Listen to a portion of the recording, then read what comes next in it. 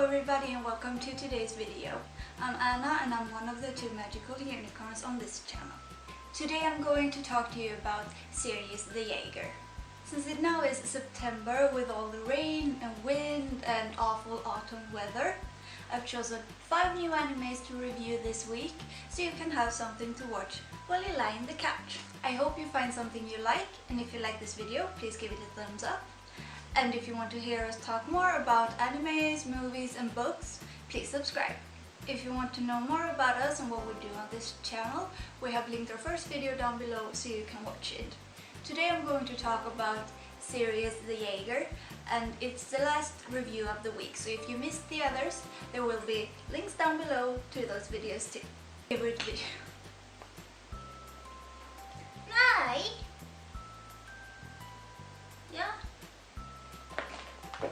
Earlier this week, I told you in one of my videos that I was certain that I had found the anime that was gonna be my favorite for this autumn.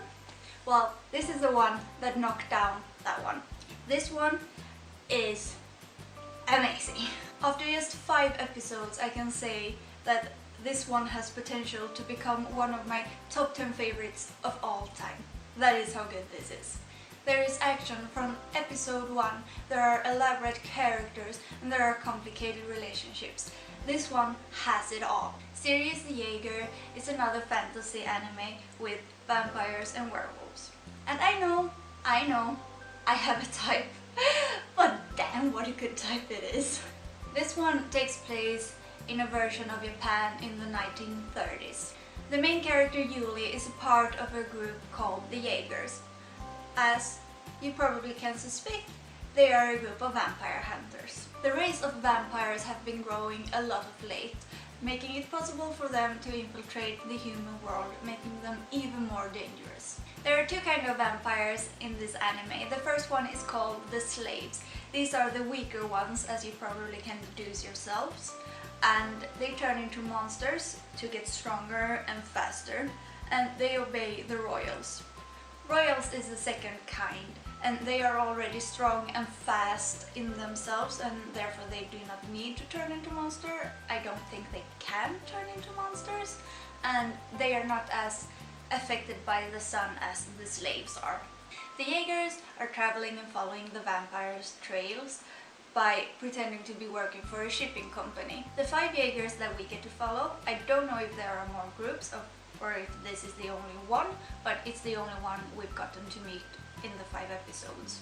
So it is Yuli, Willard, Dorothea, Philip and Fallon.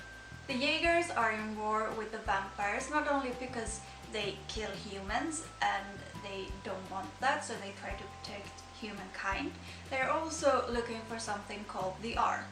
What the Ark is, we don't know yet, but it seems to be very powerful, and it's not good if the other side gets it. And the vampires think the same thing. Julie is the main character of the anime, and he's the only one of the Jagers that we've gotten any backstory to.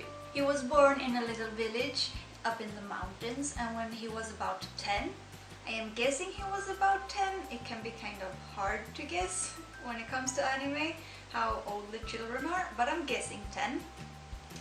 The village was attacked by vampires, and they killed his mom, and his brother, big brother, had to fight to keep him alive. He lost his big brother in this battle and was left alone. This is why he has chosen to become a Jaeger. It has been several years since his village was destroyed, and that is why it comes as a shock when he meets his brother again in the end of episode 2. And this time, he's no longer human.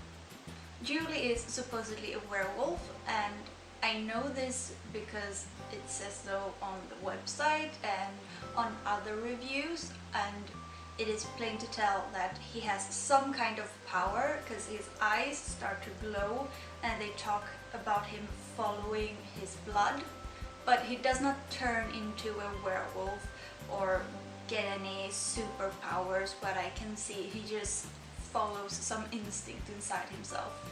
Maybe that will continue to develop and he'll become a werewolf later on, or it's just this instinct inside of him.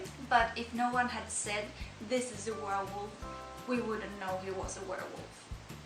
So now Julie and his big brother Mikhail are on different sides of this war, and all of us who have watched Naruto and seen Sasuke and Itachi knows how heartbreaking this can be, and it seems to be heartbreaking this time too. Only Mikhail is not as good as pretending to be completely on the bad guy's side.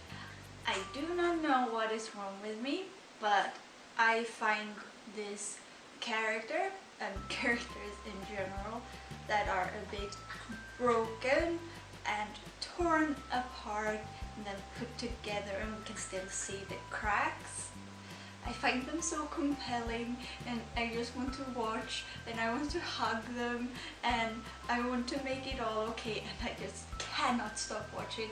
And that is one more reason that I just love this show from the start.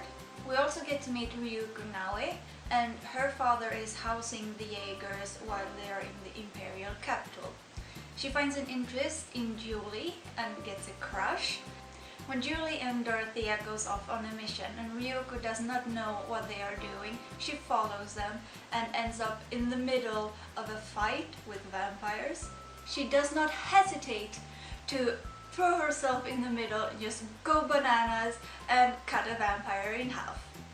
At least almost. She kills it. It goes up in ashes. Most parts of this anime are great. There are great characters, there is a great plot, it is well made, it is beautiful, and how can you not love it? If you like fantasy, if you like supernatural, you will probably like this too, and I would say just go bananas.